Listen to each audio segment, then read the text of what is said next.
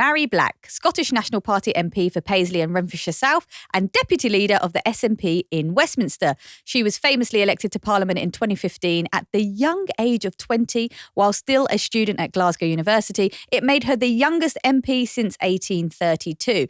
After 8 years in the job, though, she's had enough. She's calling it quits at the next election. Welcome. Hello. Did we get your name right? You did indeed. It's the first time anyone's ever got it right. Yes. Yes. Accomplishment.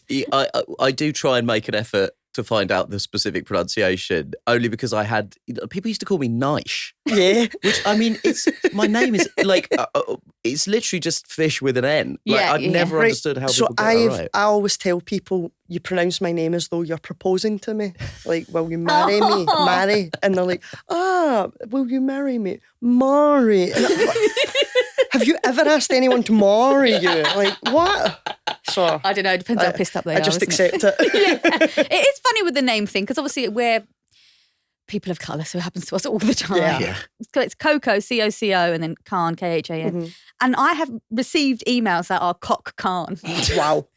See, because I think you've got a superhero name. Oh, really? Like Coco Can. Like, go That's get nice. Coco. Yeah. Do you know what I mean? It's like, it's very, a no-nonsense. very popular with small dogs. What, Coco? Oh my God, I can't go to any park. If I go to any park, there's always someone there. Coco. My ears are up. I can't even relax. It's terrible. Your ears are the dog's ears. Yeah. Both there. I don't think we've ever had that. I don't think I've ever heard that was a problem for It's you. a big problem for me, yeah.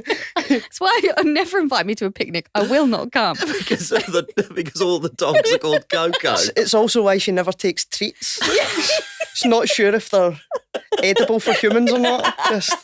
I do love a belly rub though. But Mhairi, you've come over straight from PMQs. How was it? Yeah, this is a first for us. We've not had a politician come straight from PMQs to the studio. It's a welcome change to come here.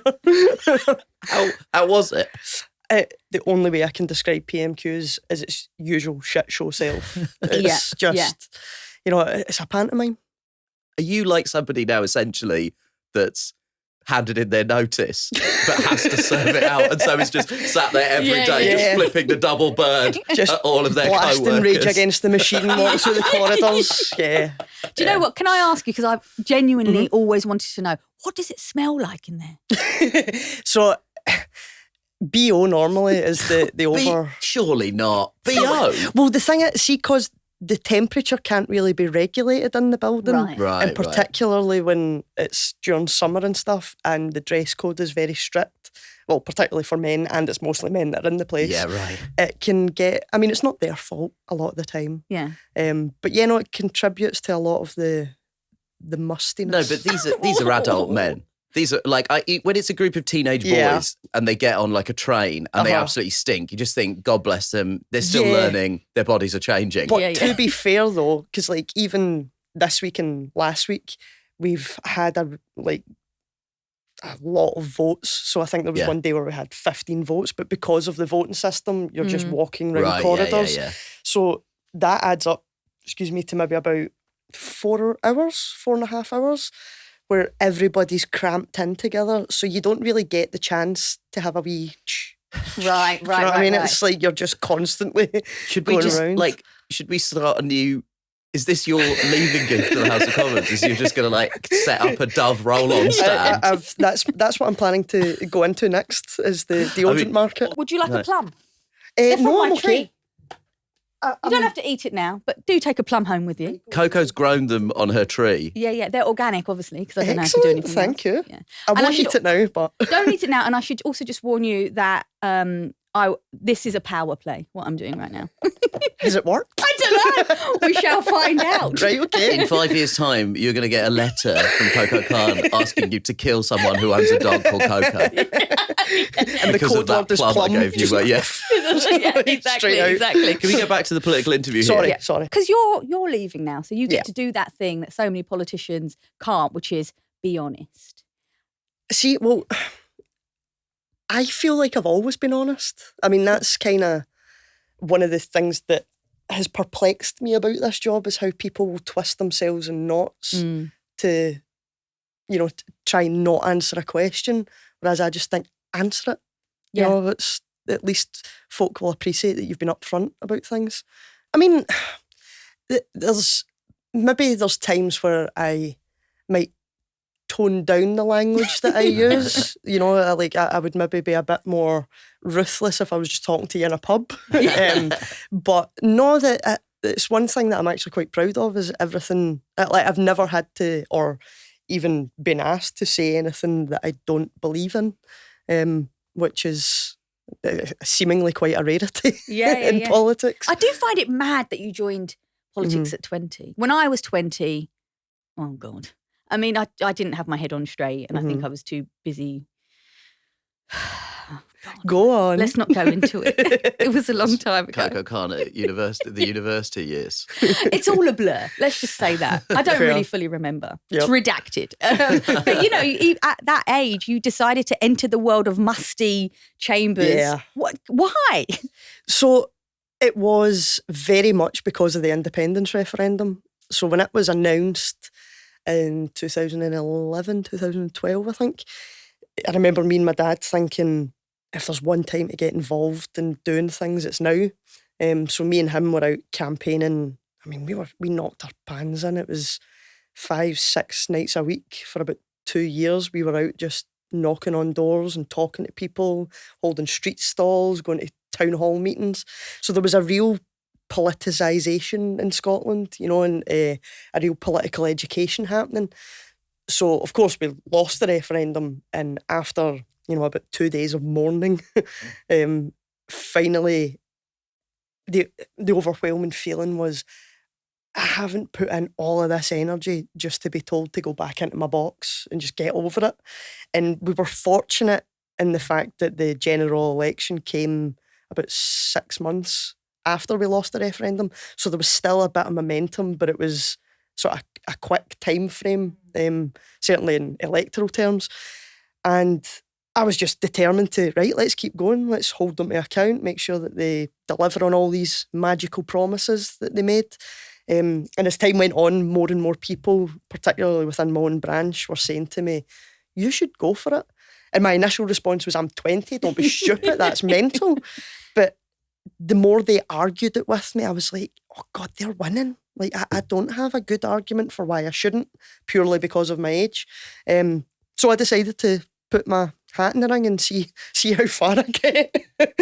And here I am. Did you come from quite a political family? Because, I mean, I understand that the announcement that there's going to be a referendum on independence must have engaged a lot of people, but it still feels like if that's something you and your dad were doing, is that something that you talked about a lot at home? Well, in hindsight, we were a political household in the sense that we always talked about things. Yeah. And like my dad always made us argue with him. Like I remember one day when I was like 10 or something, I hate Thatcher. And him going, why? Everybody hates Thatcher. No, but you can't just hate people. What? No, argue. And like my dad's totally anti-Thatcher, right? But that was him. He was trying to get us to engage our brains a bit and actually come up with arguments. Because it's funny how I wasn't. It wasn't until I was in university that I first heard the phrase, oh, you don't talk about politics and religion. Because I'm like, that's all we talk about. But we weren't political in the sense of, being party members or going out actively campaigning or knocking on doors. So we were political in our conversations, but not politically active, if that makes sense. I want to just briefly take you back to 14th of July, 2015, your maiden speech at the House of Commons. We're going to watch a clip of it now. I'm absolutely fascinated by this because I think if someone showed me a clip when I was of me when I was 20, I would spontaneously combust through sheer shame. So let's see how you get on. This is a clip of your maiden speech. There, and God, I've got more roots than a tree. God. But yes, as we were. Yes, we will have political differences. Yes, in other parliaments we may be opposing parties, but within this chamber we are not. No matter how much I may wish it, the SNP is not the sole opposition to this government, but nor is the Labour Party. It is together with all the parties on these benches that we must form an opposition. And in order to be effective, we must oppose, not abstain. So I reach out a genuine hand of friendship, which I can only hope will be taken. Let us come together. Let us be that opposition. Let us be that signpost of a better society. Ultimately, people are needing a voice. People are needing help. Let's give them it. So you're talking to the Labour Party there. Yeah. And obviously we're approaching an election. So if Labour were let's just imagine they don't get their majority, SNP up for a coalition. SNP have always said that we'll work, particularly to keep any Conservative government out. But it's quite sad listening to that again, because that hand of friendship has been scalped away so many times. Yeah. There has always been total resistance from certainly the Labour leadership to have anything to do with the SNP. And it's not for any sort of political basis or on the basis of a policy or anything. It's purely because they don't like the SNP. And a large bit of it, particularly in 2015, was a sense of entitlement. It was, you took our seats. And they were never yours. Like that just kind of taps into, again, this taking Scotland for granted. That person there on the screen was full of hope. Is this person here in our studio full of hope still? Oh, absolutely. Absolutely. People think of politics as either being this really complex thing that you have to study and you have to, live and breathe it to understand it. And that's a myth. Politics is everywhere that you look. It's your wages, it's the price of food, it's your house, it's what jobs are available, it's the opportunities for your kids, it's everything. And I think the more that we can get across to people, look, life doesn't have to be like this. These are all choices that are made, and they're made by people in power. And let's start looking closer at those people in power to make sure that they're making the right decisions. Because it was funny, just when I was coming in there, I could hear the two of you talking previously, and when you put the hammer on the nail head when you were saying how it's funny how we talk about these tough decisions, but the tough decisions always seem to be at the expense of the people who can't afford it or the people who have suffered disproportionately. Why is it that we never have difficult decisions that millionaires won't like or billionaires won't like? Because surely that's a better place to be targeting any difficult decisions to make. I'm still absolutely full of hope. The world doesn't change unless people make it happen. That's all politics is people in rooms making decisions. It's just about trying to get the right people into the rooms and urge them to make the right decisions. So then, I mean, why are you leaving? Do you know what I mean? Totally. When I see that speech and when I sit across a table from you and I see how animated you are and I see you as a conviction politician, and we always talk as an electorate about how we want more politicians that aren't careerists but are conviction politicians, and we want people who believe in something. It then seems to me to be a great loss that you're leaving. Yeah. And what's happened? So it's not a political decision, me stepping back. It's a personal one as a human being. Yeah. Just in the sense that I've never made a secret about how I feel about Westminster, not just as a political system and how it's set up, but having worked in it for almost a decade, I also don't enjoy it. I think it's a horrible place to be. And it's funny because I quoted Tony Benn in my Maiden speech, and I find myself quoting Tony Benn again, saying, leaving politics to do more politics. That's because Westminster isn't the only place where change can happen. More often than not, if you want real change to happen in Westminster, the pressure has to come from outside rather than inside. So I absolutely still believe in everything that is, that I'm saying and that I think the SNP, particularly in Westminster, are doing. But as a human, I'm also conscious that I want to have a life. Yeah. And there's the added aspect of what my loved ones have been through. Yeah, I was going to ask you, like, talk us through some of that. Bomb threats and death threats. Oh yeah, all It's the time. hard for Rape me threats. as just a regular person who has never stepped foot in Westminster to sort of fathom like the scale of the toxicity. Perhaps you could share with our listeners. Oh yeah, no, God, where to start? it's certainly with my loved ones, the impact it has on them is from worrying about my life and my health and safety, all the way down to things as frivolous as not being able to go on a night out without somebody trying to chew my ear off about their granny's hedges or something like that. And of course, although it's maybe the 15th time it's happened to me that night, it's the first time they're bringing it up, so you have to remain calm and patient and listen to folk. But it starts to take its toll, So it ranges from really frivolous stuff to really heavy stuff. But within the building itself, it's just a disproportionate amount of bullies and sociopaths in the one building, which is also falling apart. There's just danger around every corner. It can be so quite you mean like the sort of crumbling state of the buildings? Yep. Is that starting to become like, does it feel like a sort of metaphor for the whole institution? I have been walking through Westminster and bits of concrete have come crashing down. Oh and my it's God. like, oh wow. There's mice running about the building. You're in the cafeteria and you can see the mice scurrying about and you think, this is the place that makes health and safety laws. Yeah. But it can't even abide by them. It's nuts. But so wait, bullies and sociopaths, it's my new book.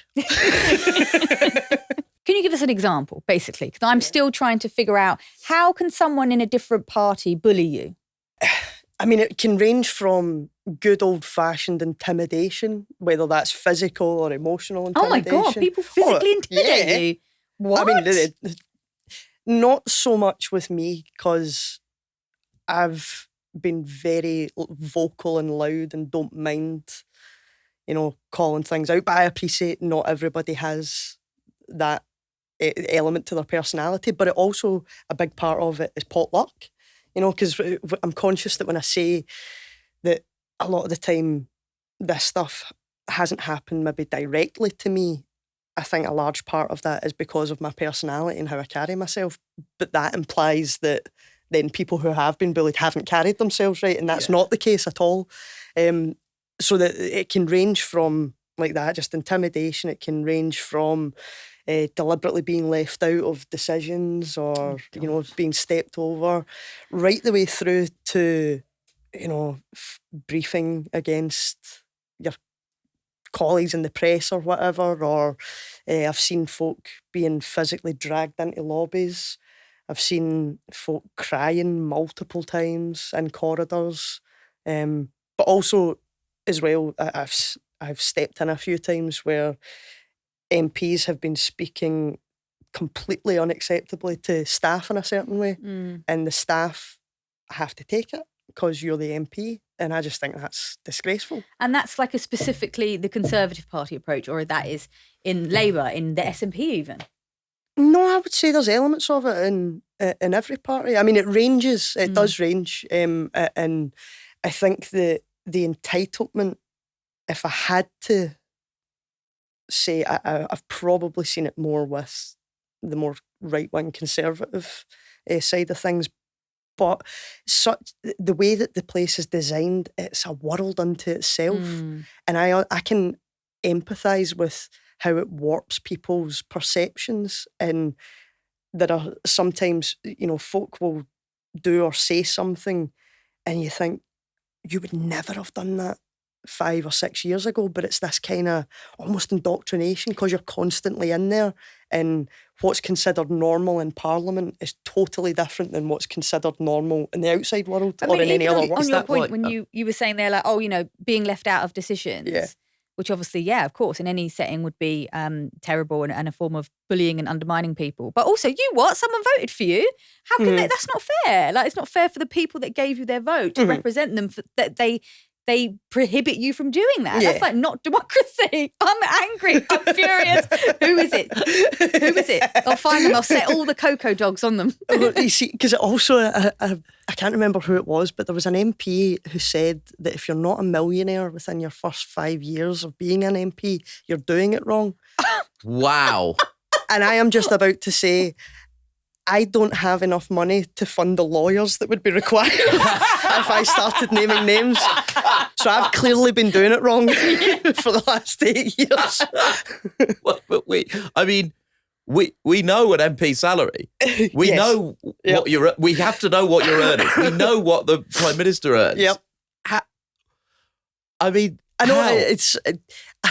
I can only imagine it's through, like sitting on boards Sitting and on making boards, right? Yeah. connections and, maybe if you're in the right WhatsApp group, you might get a $1 billion contract. I'm conscious that we don't want to take up your entire afternoon. So we should definitely ask you about where the SNP is at Yes. the moment. Yes. It's been a tough year for the party. Dramatic. Yeah, a Yes. traumatic year.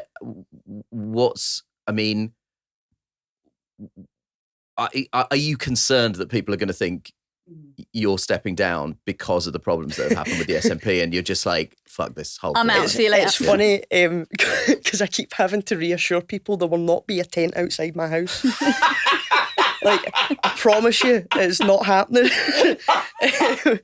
No, genuinely, that's... We just to briefly explain, there was a police tent outside Nicola Sturgeon's house as part of the ongoing investigation into SNP finances. So there's no... Well, we know there's no tent because you're not a millionaire. If you were sat here with a gold chain and a mink coat, we'd be like, tick-tock, tick-tock, the tent's coming. Yeah.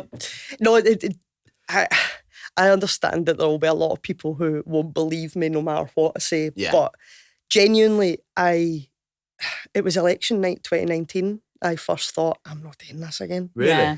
Because it's such a tiring process. I mean, it's worth it, but it starts to take its toll on you. Are you will you- worried that all of this is going to impact the independence movement, though? It can't be No, great. I'm genuinely not. And the reason I say that is, well, for two reasons. The first one being that even when support for the SNP fluctuates, support for independence is rock solid. It's going nowhere. So that's the first thing. But the second point I would say is that independence is so much bigger than any one person or any one political party even. To me, it's a logical movement. It's a case of, it's a democratic movement. It's about wanting better accountability, wanting better, people power over decisions that affect your life, getting governments you vote for and stuff. And that's, those arguments have stood the test of time and will continue to stand the test of time so long as Westminster keeps acting as it is. So genuinely, I think. But so you're not worried isn't about going anywhere. because I'm sort of always wary as somebody who lives in England commenting about Scottish independence, but there is always a part of me that's felt, Scotland voted to remain part of the United Kingdom, but then the schism of Brexit changed the material conditions of what being in the United Kingdom is.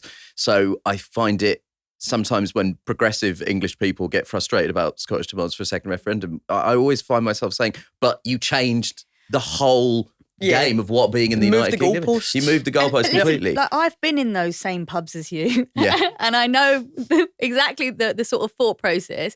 And it is like, we cannot possibly lose Scotland. We cannot lose them. They're one of us and they're more left wing and we need them and if we just get Labour in, maybe we can so are we you can sort of worried about seduce them again. We can seduce them back. Like renewing your vows. I'm sorry, baby. I'm sorry Take for me what back. I did. Take Take me me back. Yeah. Are you concerned that if there's a Labour government, that might affect, because the Conservative Party, and especially with the broken promises made by the Conservative Party to Scotland after the referendum, has been such a kind of fuel for the SNP? Actually, I would say Labour have their fingerprints over those broken promises as well, because it was better together. It was Tories and Labour sharing a platform telling Scotland that we can't survive as an independent country, that we would be out of Europe, that we would, it would be such a loss. We have to stay and lead the UK, not leave the UK.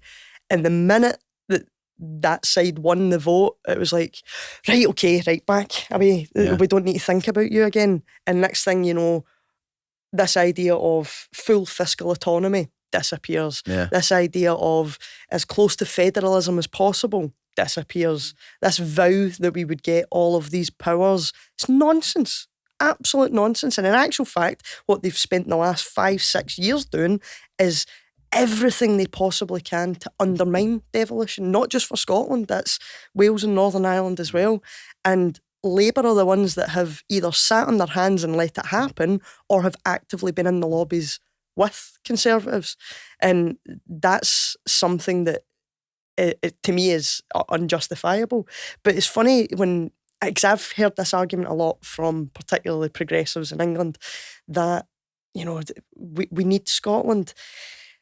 Well, that argument doesn't hold. In actual fact, if Scotland became independent and went in the direction that I hope it would, what I think would happen is it would actually spur on the progressives in England to go, well, wait a minute, we've been told for years that we are subsidising them.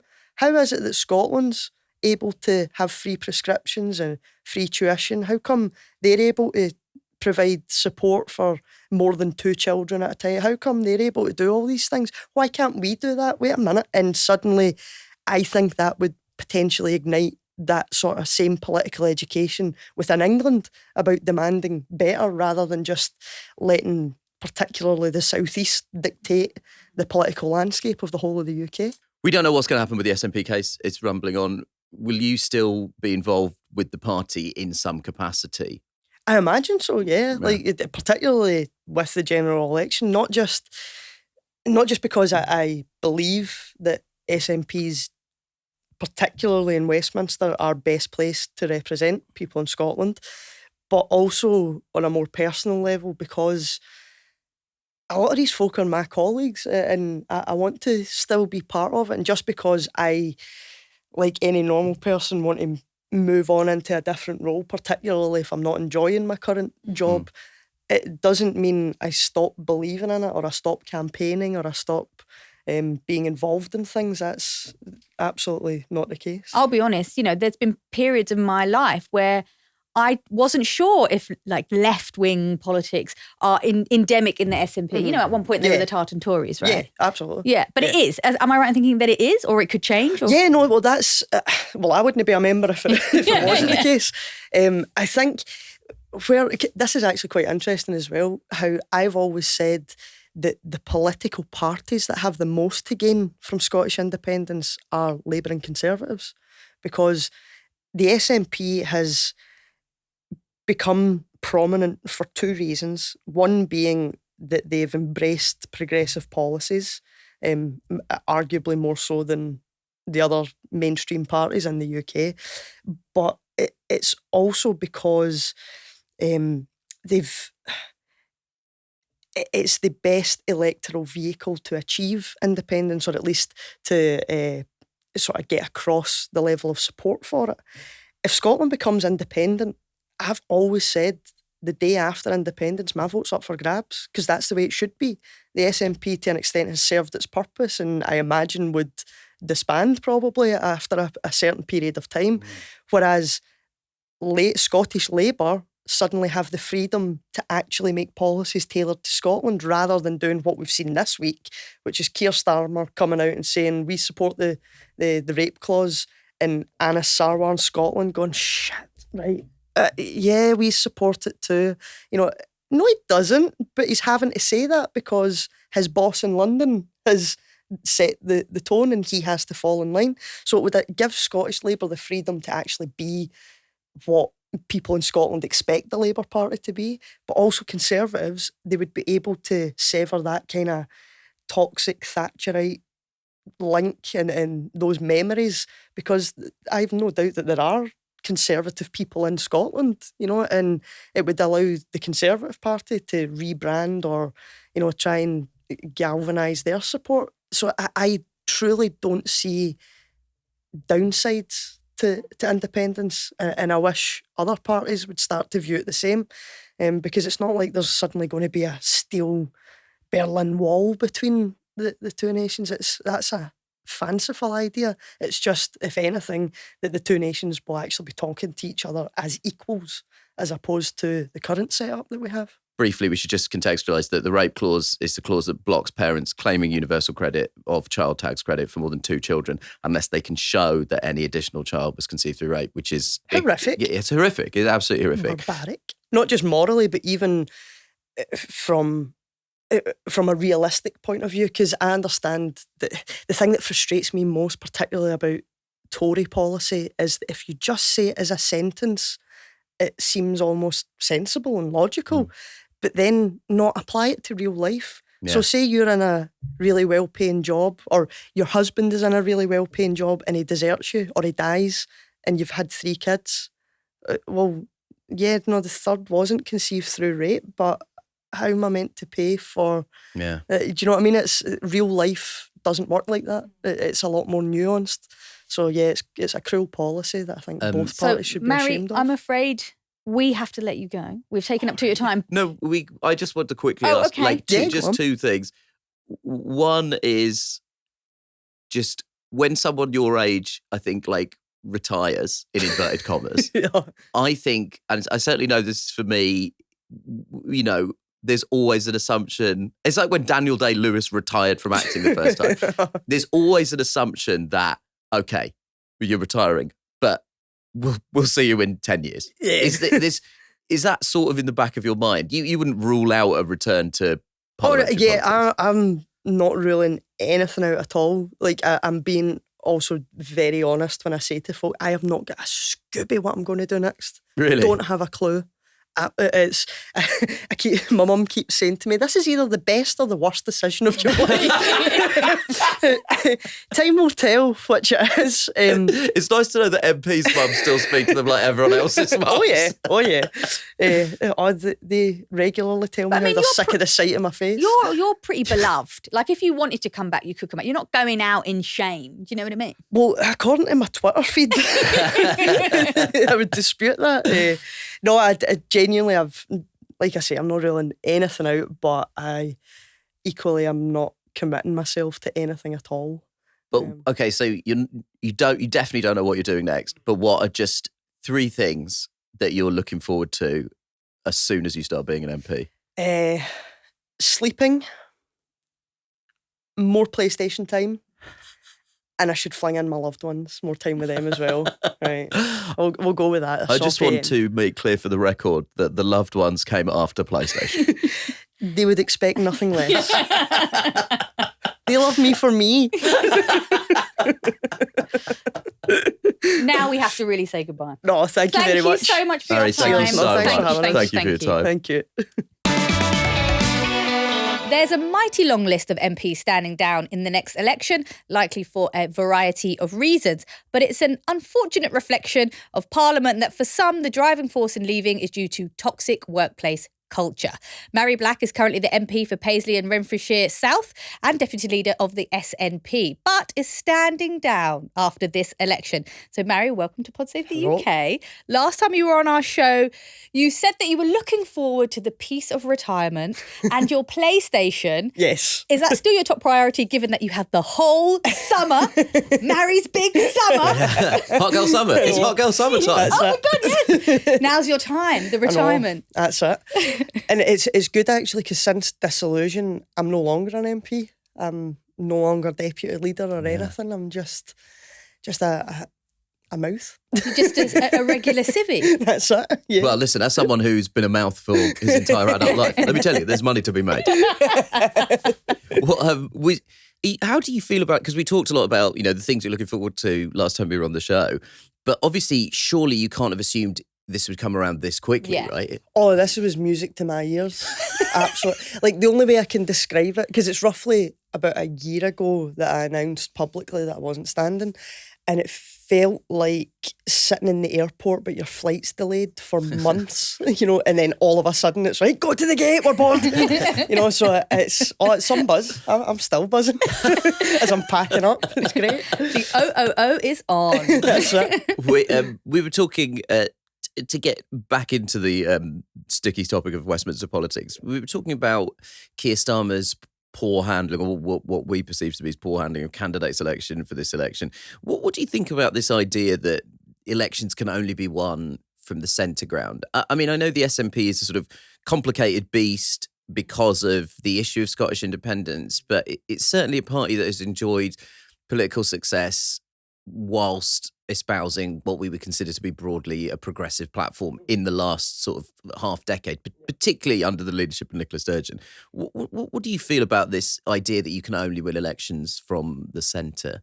I think it's a dangerous precedent, because if you don't have choice in an election, is it really a fair election? Yeah. You know, it reminds me of the Simpsons episode where they've got the two aliens and saying you do have a choice, but they're exactly the same. Yeah. You know, Don't blame me, I voted for Kodos. Yeah, that's not a real choice, if you know what I mean. So for me anyway, a lot of it comes down to the first past the post system. It's, you know, just a race to get the majority without taking into account that there's a plurality of different opinions and different views. You know, so I think the system itself is really outdated.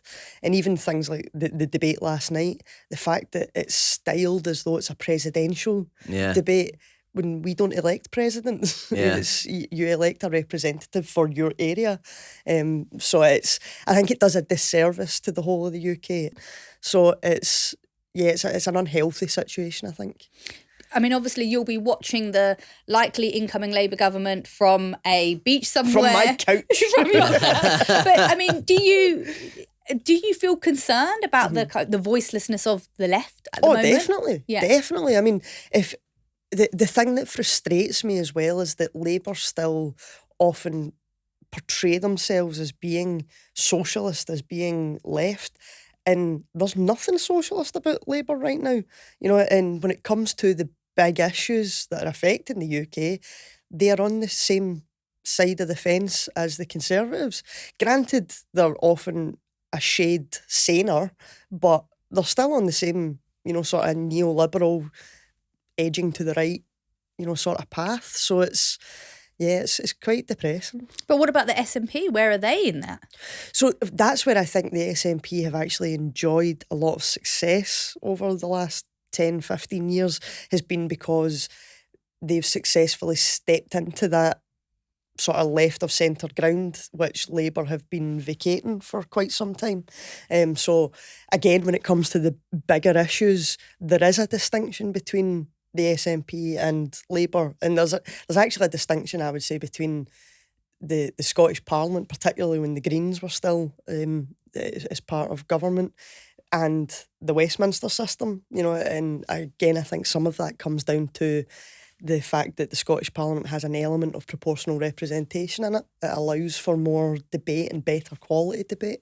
So in terms of Scottish independence and the SNP, I just want to share a couple of comments from some of our listeners. Louise Blackstock feels that the SNP are in chaos and is not keen to vote for them at the moment. One of our listeners, Ria, said a big issue for her in the election is Kate Forbes, who's the current Deputy First Minister.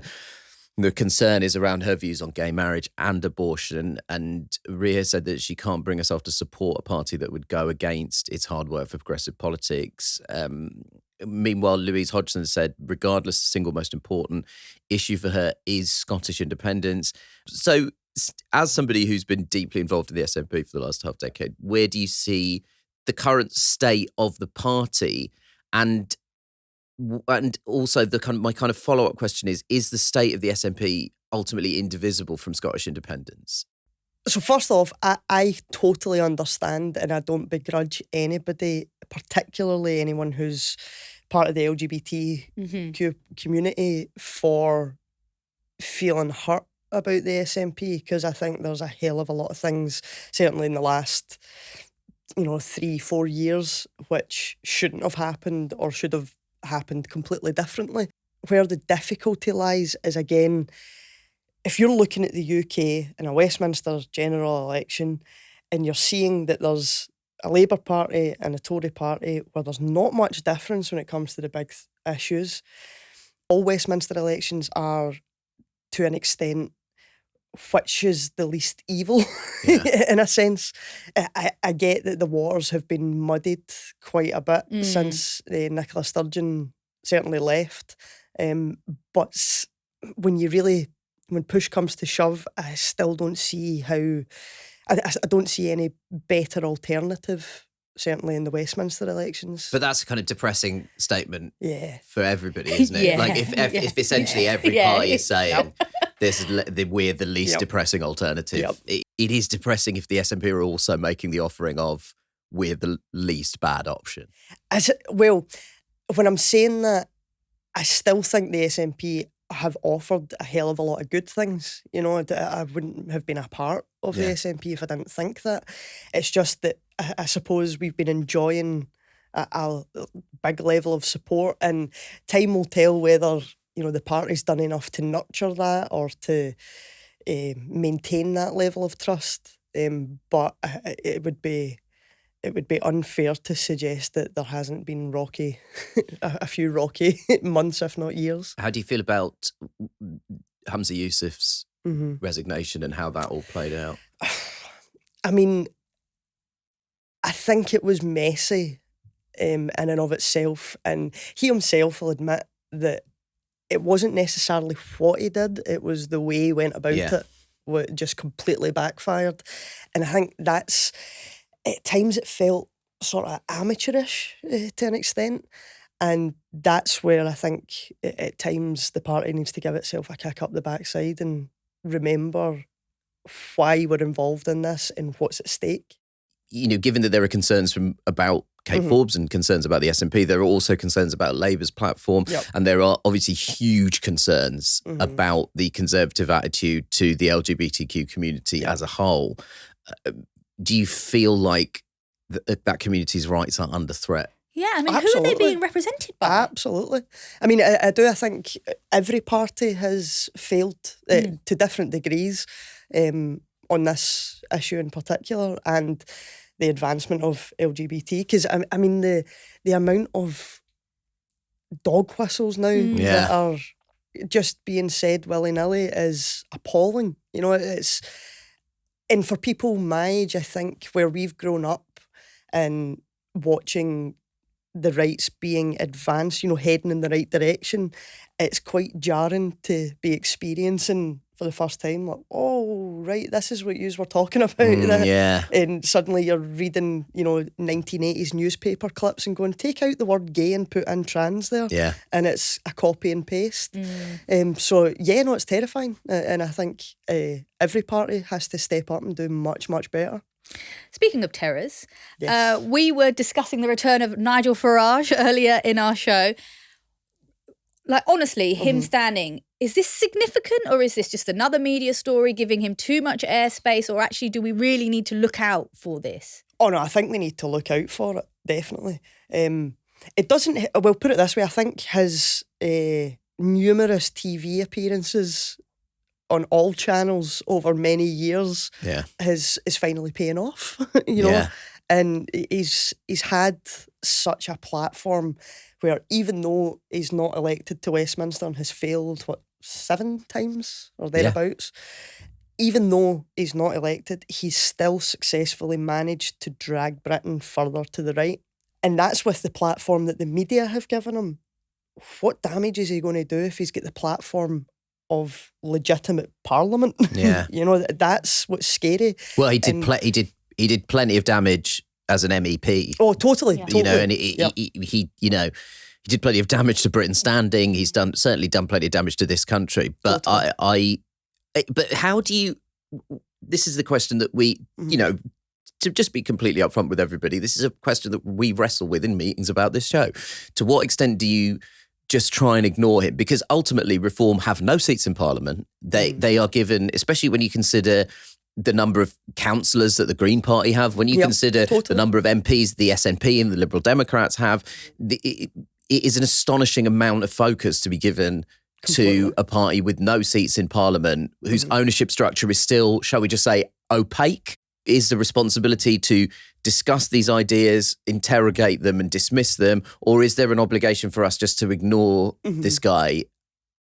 and hope he goes away. It's it feels like a quandary that we all find ourselves in, right? Progressive people. And the problem as well is obviously the idea is that, we air these ideas and then we dismantle them because we reveal that they're completely illogical and don't make fiscal sense, don't make ethical sense or whatever.